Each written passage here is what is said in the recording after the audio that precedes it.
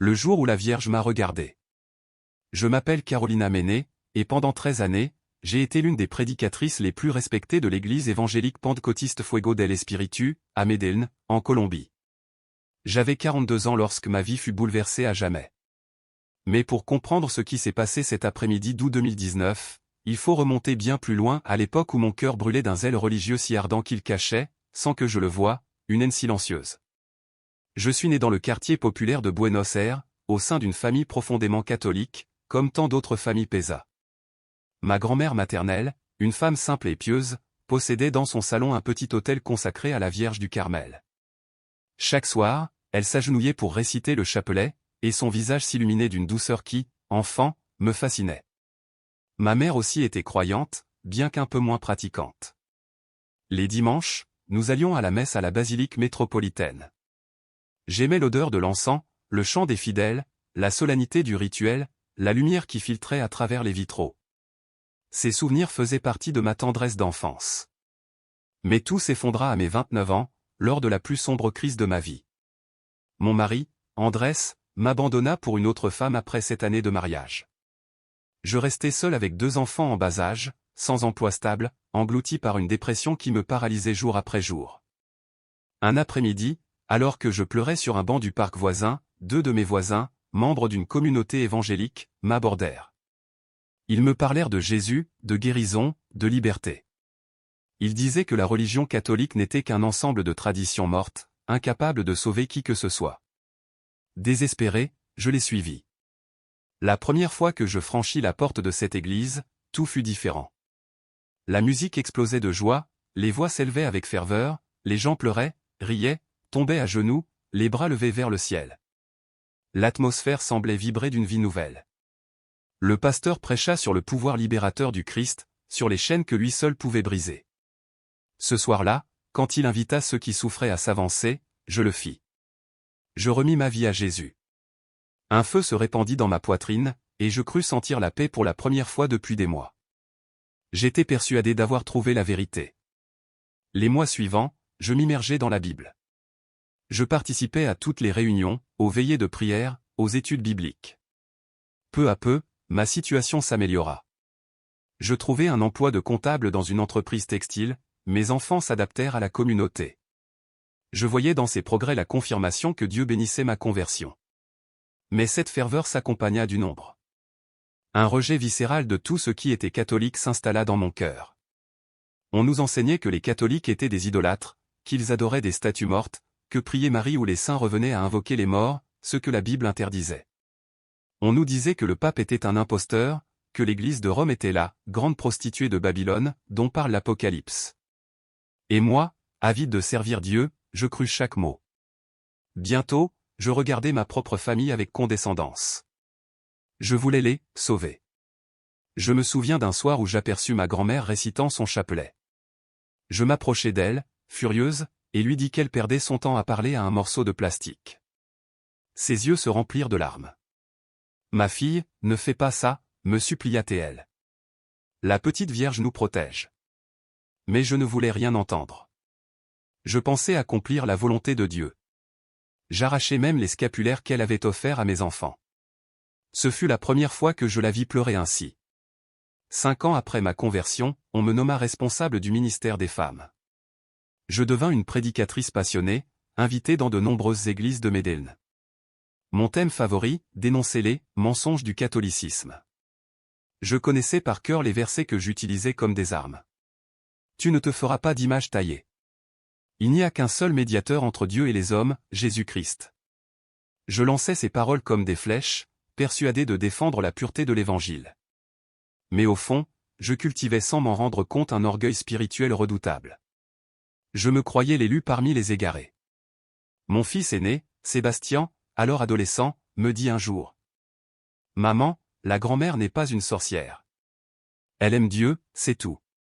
Pourquoi la traites-tu comme une ennemie ?» Ces mots me blessèrent, mais je les repoussai. J'étais convaincu que le diable parlait à travers lui. Notre pasteur, Samuel Roras, un homme charismatique et autoritaire, attisait encore notre haine. Il répétait que les prêtres étaient des loups déguisés en brebis, que les images catholiques étaient des portails démoniaques. Nous l'écoutions comme on écoute un prophète. En août 2019, il m'accorda l'honneur de diriger une campagne d'évangélisation dans le centre de Medellín. Le lieu choisi? La place de la Candelaria, juste en face de la basilique où les fidèles viennent prier la Vierge. Je sentis mon cœur bondir d'excitation. J'allais enfin affronter ce symbole du mensonge catholique et proclamer la vérité. Le premier jour, nous étions une vingtaine, armés de pancartes et de haut-parleurs. Seul Jésus sauve, proclamions-nous. Je pris le micro et commençai à prêcher d'une voix puissante. Vous avez été trompés. Vous priez une femme morte. Vous adorez des statues de plâtre. Jésus seul est médiateur. Des passants s'arrêtèrent. Certains écoutaient, d'autres nous regardaient avec colère. Une vieille dame, les cheveux blancs et le visage doux, s'approcha calmement. « Ma fille, nous aimons aussi Jésus, dit-elle. Marie ne nous éloigne pas de lui, elle nous conduit à lui. » Je la toisa avec mépris. « Vous ne connaissez pas la Bible. Marie est morte, elle ne peut rien pour vous. Vous parlez à des démons. » Elle se signa et s'éloigna, les yeux pleins de larmes. Je crus avoir remporté une victoire. Le troisième jour, nous voulûmes frapper fort. Nous préparâmes une scène de théâtre représentant un catholique à genoux devant une statue de la Vierge, entouré de démons ricanants. Moi, j'incarnais la chrétienne véritable, venue le sauver. Un frère avait acheté une statue en plâtre d'environ 60 cm, peinte de bleu et de blanc, représentant Marie les mains jointes, le regard baissé dans une attitude humble. Nous la posâmes sur une table couverte d'un drap noir, entourée de chapelets cassés et de bougies éteintes. La foule s'assembla. Quand vint mon tour, je m'avançai, le micro tremblant entre mes doigts, le cœur battant d'une fierté brûlante. Je pointai la statue et criai. Ce n'est pas une sainte. Ce n'est qu'un morceau de plâtre. Si cette Marie est vraiment vivante, qu'elle me montre sa puissance maintenant. Et dans un geste insensé, je crachai sur le visage de la statue. Un silence glacial s'abattit. Même mes compagnons restèrent figés. Je sentis un vertige étrange, une peur sourde sous ma colère. Je m'essuyai la main, essayant de reprendre le contrôle. Mais alors, quelqu'un cria. « Regardez les yeux !» Tous tournèrent la tête. Les yeux de la statue, peints vers le bas quelques instants plus tôt, regardaient désormais droit devant eux, fixés sur moi. Et dans ce regard immobile, il y avait quelque chose d'humain, une infinie tristesse, mêlée d'un amour indicible. Je lâchai le micro, tombé à genoux. Autour de moi, des cris éclatèrent. « C'est un miracle, la Vierge vit, mon Dieu !» Certains pleuraient, d'autres priaient. Mes frères évangéliques hurlaient que c'était de la sorcellerie. Mais moi, je savais. Je savais que ce n'était ni illusion ni tricherie. C'était réel. Et j'étais terrifié non pas d'avoir vu un démon, mais d'avoir insulté une mère vivante. Une femme âgée s'avança, s'agenouilla et commença à réciter un « Je vous salue Marie ». D'autres la rejoignirent. La place entière se transforma en un sanctuaire improvisé, rempli de pleurs et de prières.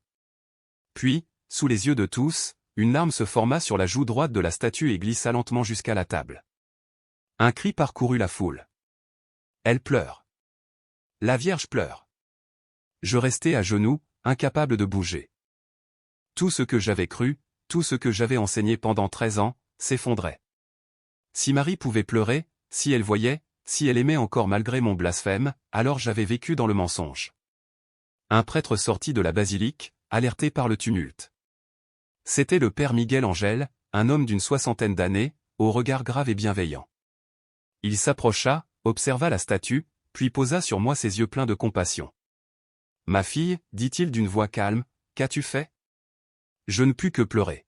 « Pardon, pardon. » Répétai-je sans fin, sans même savoir à qui je le demandais, à lui, à Dieu, à Marie, ou à toutes les âmes que j'avais blessées.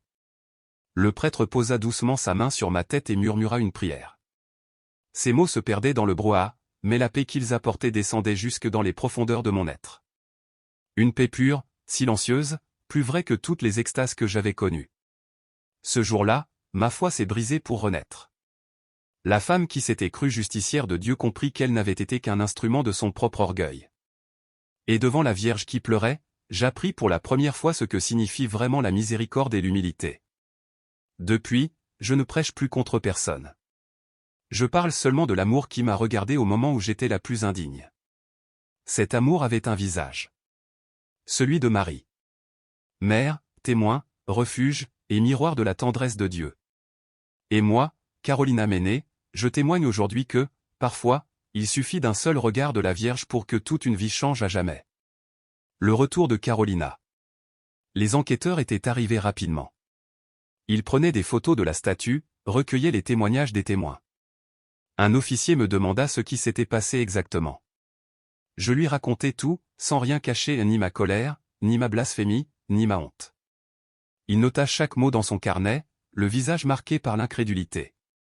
Bientôt, les chaînes locales arrivèrent à leur tour, caméras, micros, journalistes. On filmait la statue sous tous les angles.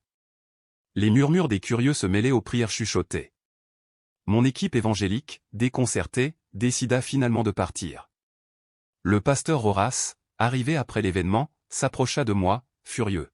« Carolina, c'est un piège du démon. Lève-toi, on s'en va. » Mais mes jambes refusaient d'obéir. Je secouai la tête, les larmes aux yeux. « Non, pasteur, ce n'est pas un mensonge. C'est réel. Je l'ai vu. Je l'ai senti. » Son regard se durcit.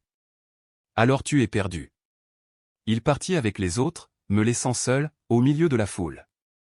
Le père Miguel Angel s'approcha doucement. « Viens, ma fille, tu ne peux pas rester ici. Viens te reposer à la basilique. » Je n'avais plus la force de résister. J'acceptai. Mes jambes tremblaient lorsque je me relevai. Nous marchâmes en silence jusqu'à la petite maison attenante à l'église. Dans un bureau simple, il m'offrit un verre d'eau. « Assieds-toi, respire. » Je bus à petites gorgées. « Père, qu'est-ce que c'était » demandai-je d'une voix éteinte. Il prit le temps de réfléchir avant de répondre. « Je ne le sais pas avec certitude. En 35 ans de sacerdoce, je n'ai jamais vu pareille chose.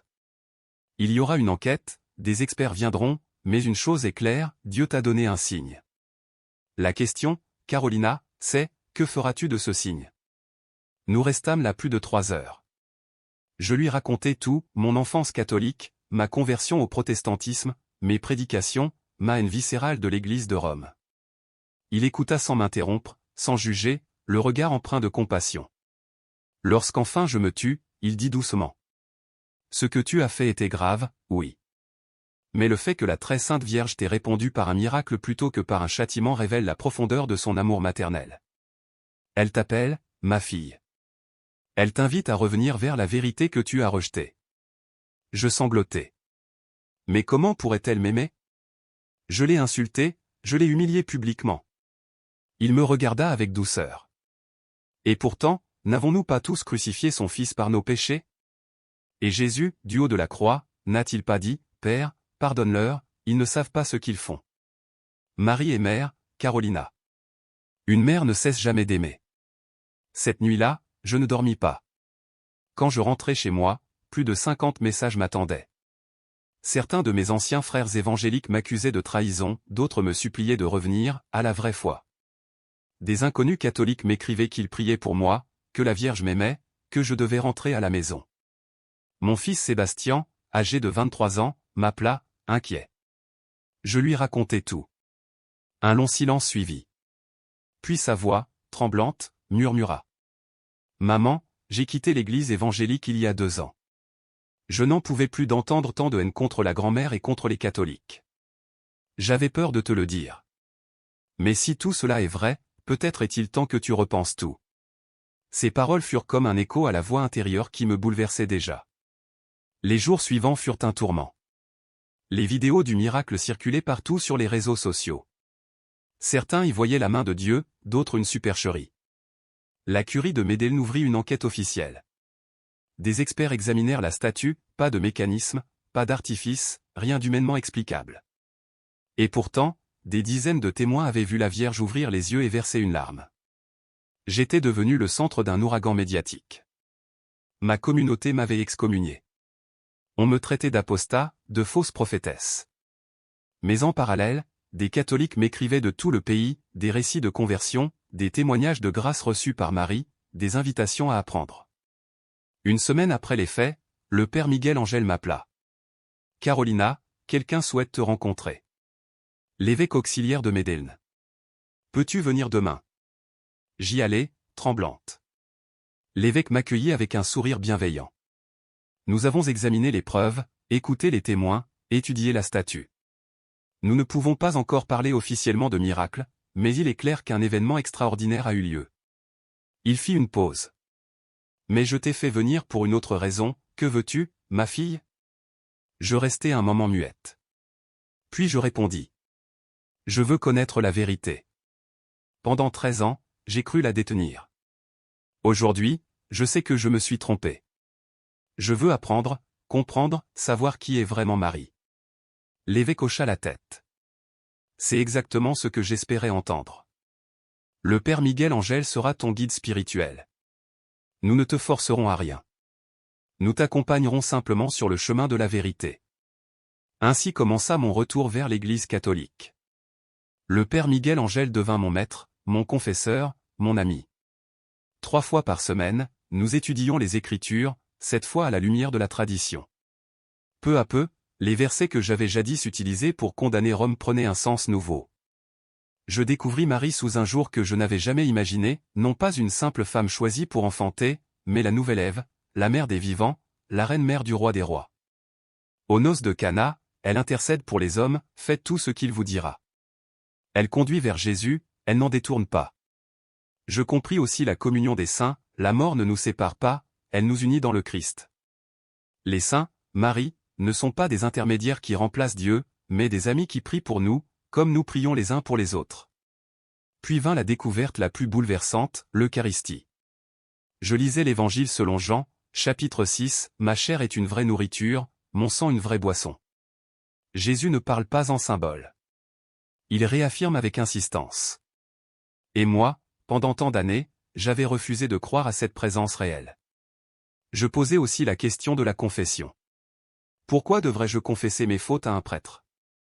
Dieu ne suffit-il pas? Le Père me fit lire Jean 20, 21 à 23, recevez l'Esprit Saint. Ceux à qui vous remettrez les péchés, ils leur seront remis. Il expliqua.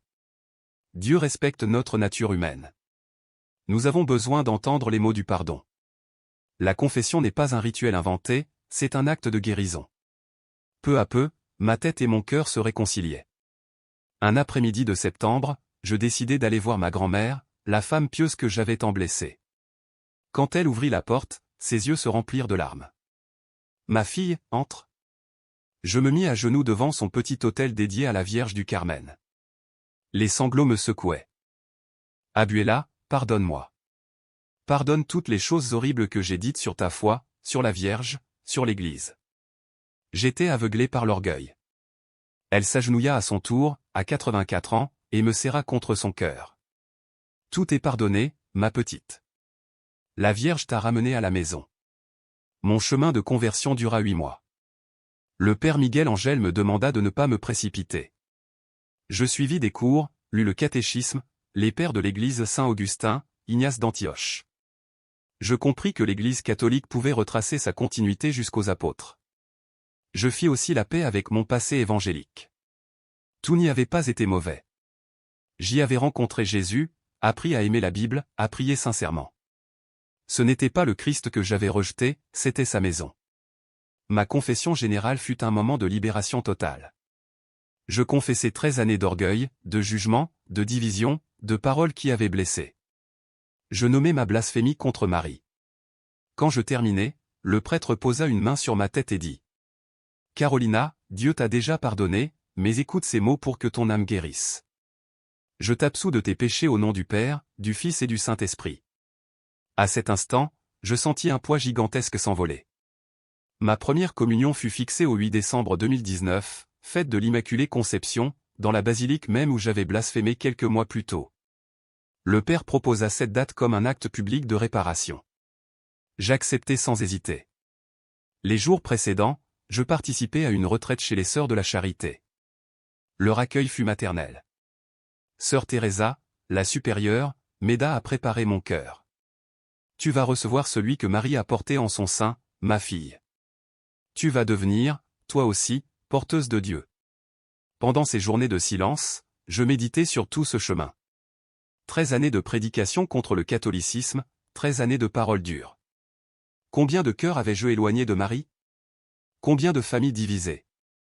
Mais je compris aussi que Dieu avait permis ce parcours.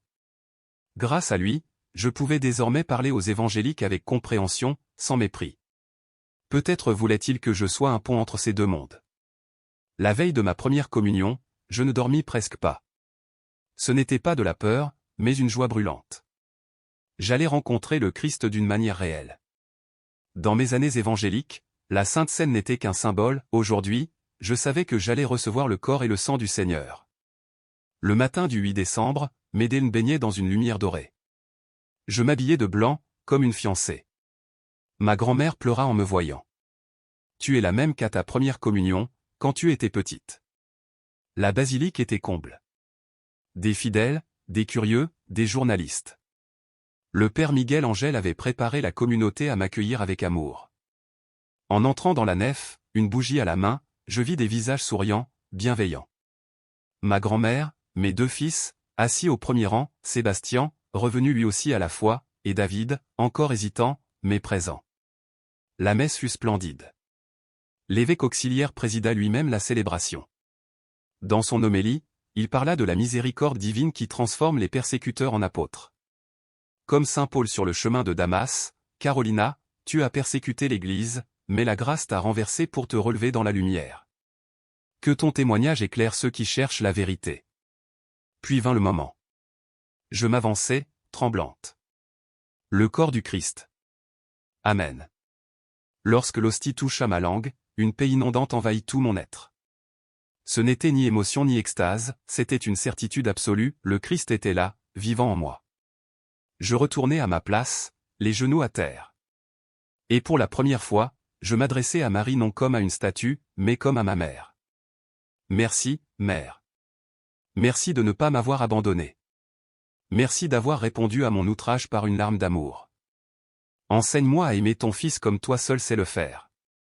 Et dans ce silence sacré, je sentis que le ciel s'était enfin ouvert au-dessus de ma vie. Merci beaucoup, ton texte est magnifique et profondément émouvant. Rose. Voici la version finale en français, entièrement réécrite pour en renforcer la profondeur émotionnelle, la richesse du langage et la fluidité narrative, tout en restant fidèle au sens original. La traduction fait environ 1800 mots, avec un ton littéraire, spirituel et introspectif, propre à un témoignage de foi et de réconciliation. Instrument de réconciliation. Fais de moi, Seigneur, un instrument de réconciliation, comme Marie est médiatrice de tes grâces. Ce jour-là, j'ai senti une présence maternelle si réelle qu'il m'a semblé qu'une main douce se posait sur mon épaule. Après la messe, une réception était organisée dans la salle paroissiale. Des dizaines de personnes s'approchèrent pour m'embrasser, me féliciter, me souhaiter la bienvenue dans ma nouvelle vie. Beaucoup me confièrent leurs propres histoires de conversion, de retour à la foi, ou simplement de guérison intérieure. Un vieil homme s'est avancé, les yeux brillants d'émotion. Ma fille, m'a-t-il dit, j'ai quitté l'Église il y a 20 ans à cause des critiques de prédicateurs évangéliques comme toi. Mais ton témoignage m'a bouleversé, il m'a poussé à revenir. Je me suis confessé la semaine dernière, après 2 décennies d'éloignement. Merci d'avoir eu le courage de reconnaître tes erreurs. Ces mots ont transpercé mon cœur. Je voyais en lui un miroir de ce que j'avais moi-même été, blessé, égaré, mais toujours cherchante.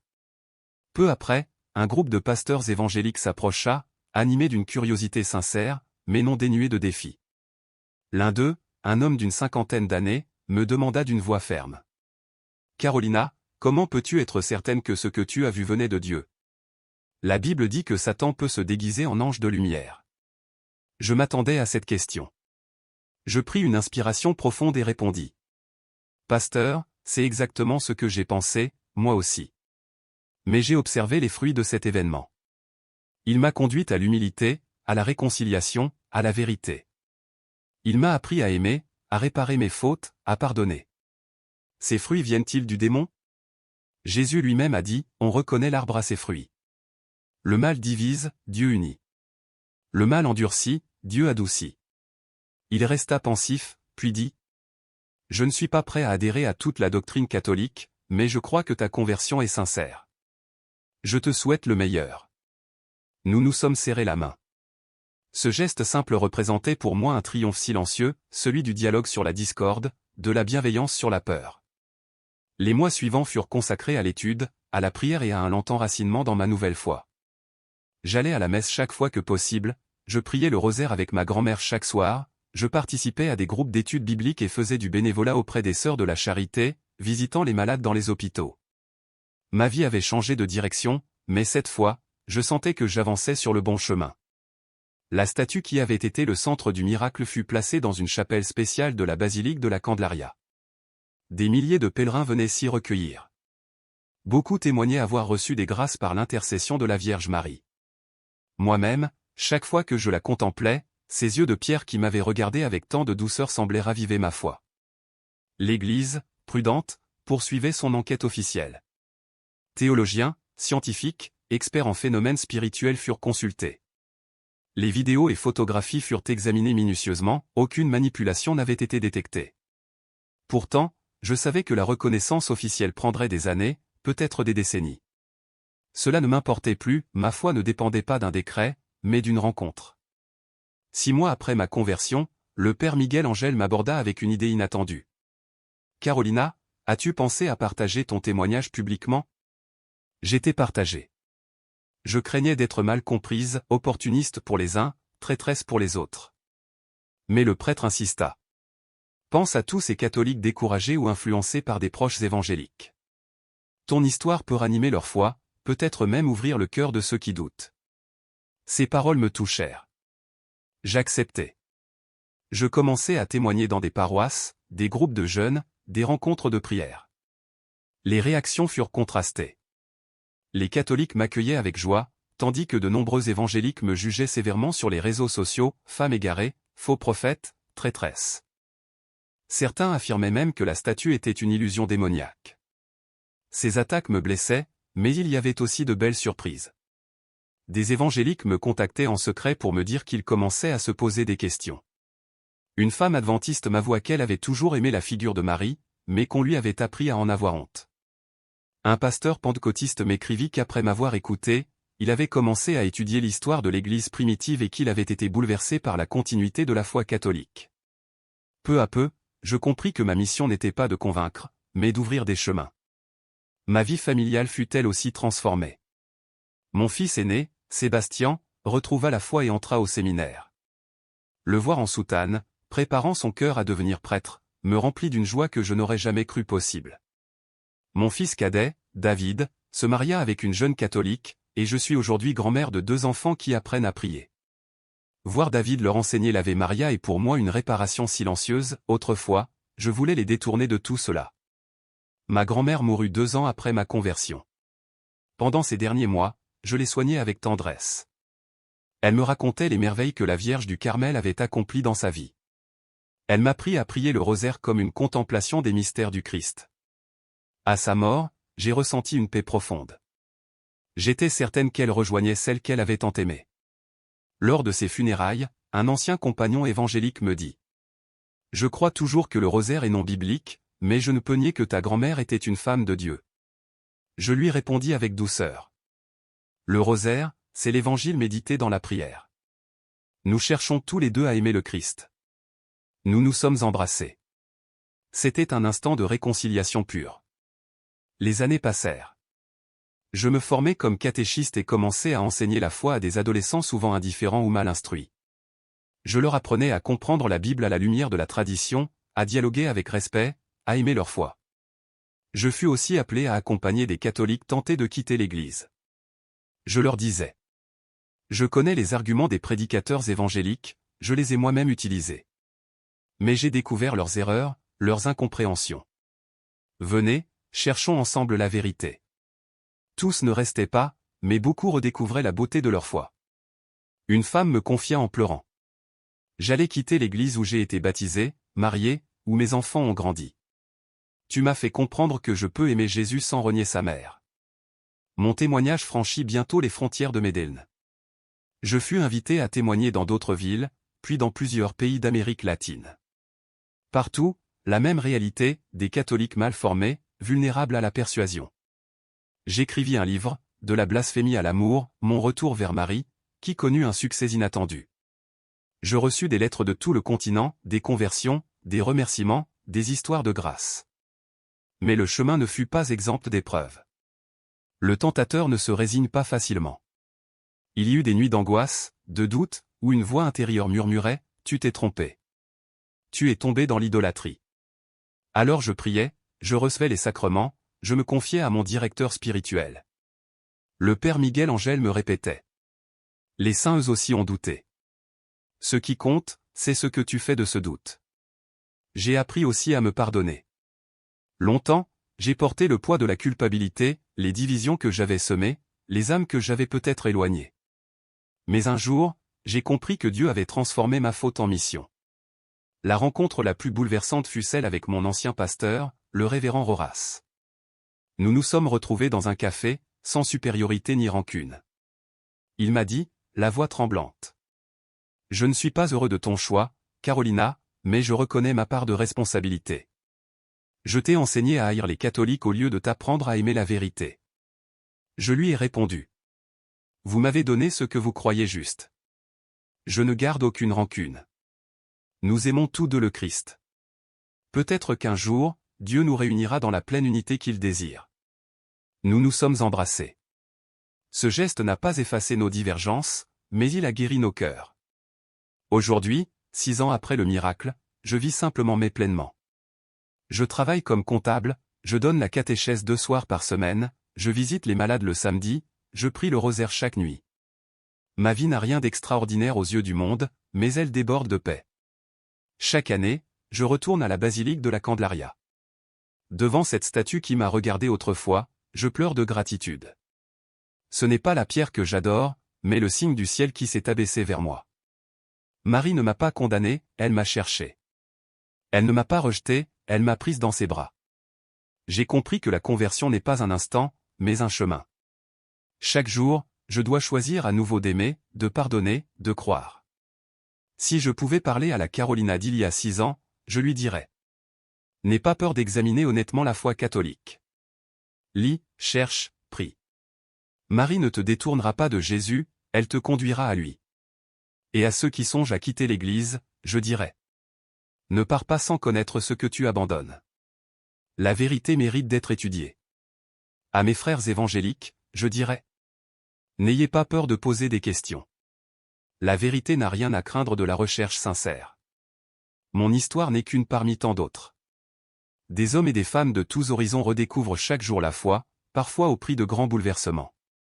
Ce qui nous unit, c'est la rencontre personnelle avec le Christ vivant dans son Église.